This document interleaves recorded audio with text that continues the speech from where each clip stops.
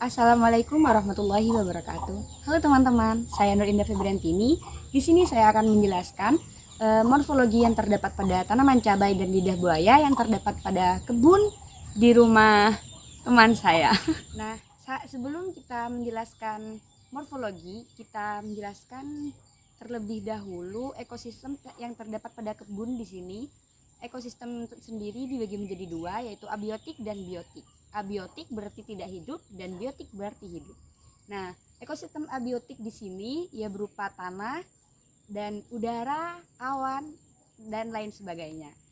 Jika biotiknya terdapat hewan, tumbuhan. Baik, kita lanjut menjelaskan morfologi terhadap tanaman cabai. Nah, morfologi yang terdapat pada tanaman cabai yang terdapat pada akarnya yaitu tanaman cabai memiliki akar tunggang yang sangat kuat. Akar tunggang tersebut terdiri atas akar utama dan lateral. Akar tersier merupakan akar serabut yang keluar dari akar lateral. Panjang akar primer mencapai 35 sampai 50 cm dan akar lateral mencapai 35 sampai 45 cm. Lalu kita lanjut ke batang. Batang cabai umumnya berwarna hijau tua dan berkayu. Panjangnya dapat mencapai 30 sampai 37,5 cm dan berdiameter 1,5 sampai 3 cm. Sementara itu panjang cabangnya sekitar 5 sampai 7 cm dengan diameter sekitar 0,5 sampai 1 cm. Di daerah percabangan terdapat banyak tangkai daun dan daun. Tangkai daun berfungsi untuk menopang daun. Ukuran tangkai daun sangat pendek, hanya sekitar 2 sampai 5 cm. Daunnya sendiri yaitu tanaman cabai memiliki daun tunggal. Daun tersebut muncul di tunas-tunas samping secara berurutan di batang utama yang tersusun spiral. Umumnya daun cabai berwarna hijau hingga hijau tua. Bunga tanaman cabai bersifat tunggal dan muncul di bagian ujung ruas tunas. Warna mahkota bunga bervariasi mulai dari putih, kuning muda, kuning, ungu, dan dasar putih. Putih dengan dasar ungu atau ungu. Warna tersebut tergantung pada varietas yang Anda pilih. Lalu kita lanjut kepada buah cabai berongga dengan jumlah yang berbeda-beda sesuai dengan varietasnya. Di dalam buah terdapat plasenta, tempat biji cabai melekat. Umumnya daging buah cabai terasa renyah dan kadang-kadang lunak. Ukuran buah cabai bervariasi tergantung pada varietasnya. Sementara itu, bentuk buah cabai dibedakan menjadi panjang, bulat, segitiga, campanule, dan blocky. Nah, kita lanjut kepada biji. Biji cabai melekat di sepanjang plasenta. Warna biji cabai beragam, mulai dari putih hingga kuning jerami.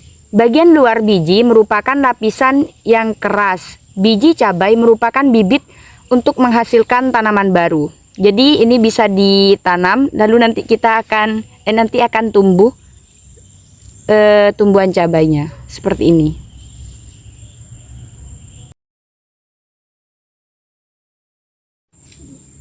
Akar lidah buaya berupa akar serabut yang pendek dan berada di permukaan tanah. Panjang berkisar antara 50 sampai 200 cm.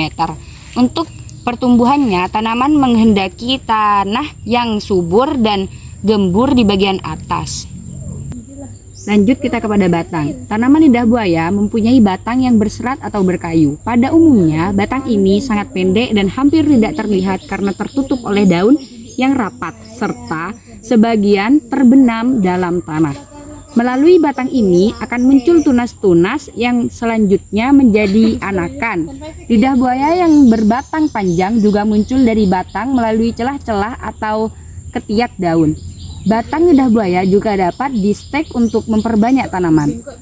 Peremajaan tanaman dilakukan dengan memangkas habis daun dan batangnya.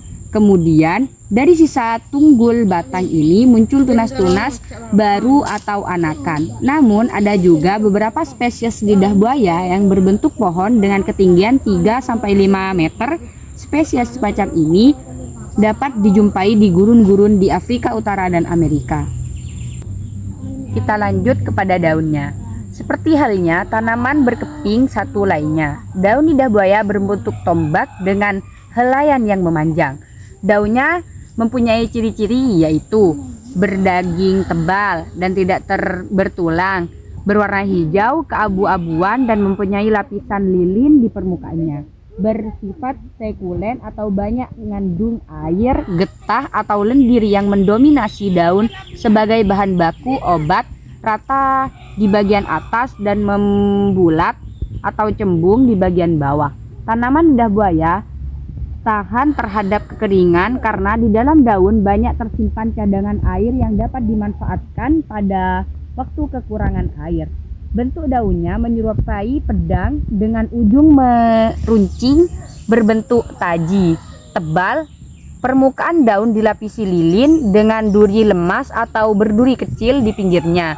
Panjang daun dapat mencapai 50-75 cm, lebarnya yaitu 2-6 cm dengan berat 0,5 kg dan daun melingkar rapat di sekeliling batang bersaf-saf.